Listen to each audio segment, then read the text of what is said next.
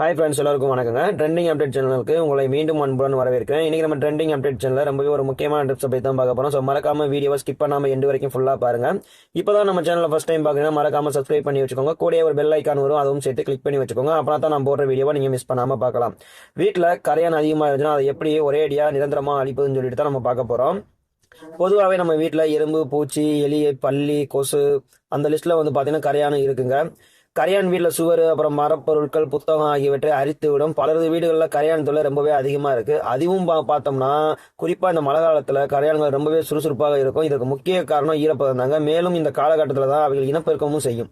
இத்தகைய சூழ்நிலையை கரையான் இருப்பதை வீட்டில் உள்ளவங்க ஆரம்பத்தில் கண்டறிஞ்சு அதை நிரந்தரமாக அடியோட சரி செய்திடலாம். அந்த வகையில் உங்கள் வீட்டில் கரையான் அதிகமாக இருந்துச்சுன்னா வீட்டில் இருக்கும் கரையான்களை அழிப்பதற்கு கிராம்பு ரொம்பவே உதவுதுங்க. இது வந்து பார்த்தோம்னா கிராம்புவே வந்து நம்ம ரெண்டு விதத்தில் வந்து கரையான் யூஸ் பண்ணலாம். ஃபர்ஸ்ட் வந்து பார்த்தோம்னா கிராம்பு எண்ணெய்னு சொல்லி கடையில் விற்கும், அது ஒரு மெத்தடு. அதுக்கப்புறம் வந்து கிராம்பு இன்னொரு வகையில் யூஸ் பண்ணலாம். நான் அந்த இன்னொரு செகண்ட் டிப்ஸ் தான் நான் சொல்றேன். கிராம்பு எண்ணெய் வந்து நிறைய பேத்துக்கு வந்து போய் வாங்கி அது அலைச்சலா இருக்கும். இது வந்து இப்போ நான் சொல்றேன் இந்த மெத்தட் வந்து ரொம்ப யூஸ்ஃபுல்லாகவும் இருக்கும், ரொம்ப ஈஸியும் கொடுங்க.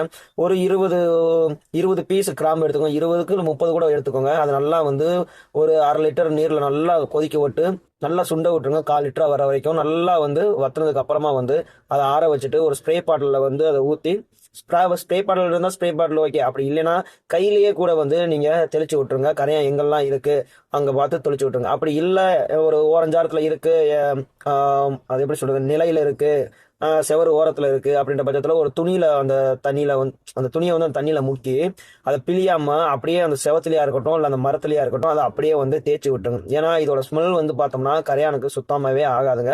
இருந்த இடம் தெரியாமல் அப்படியே வண்டி ஓடிட்டு அது வாடகை வெளியில் ஓடி போயிடும். ரிட்டன் உங்கள் வீட்டு பக்கம் வரவே வராதுங்க.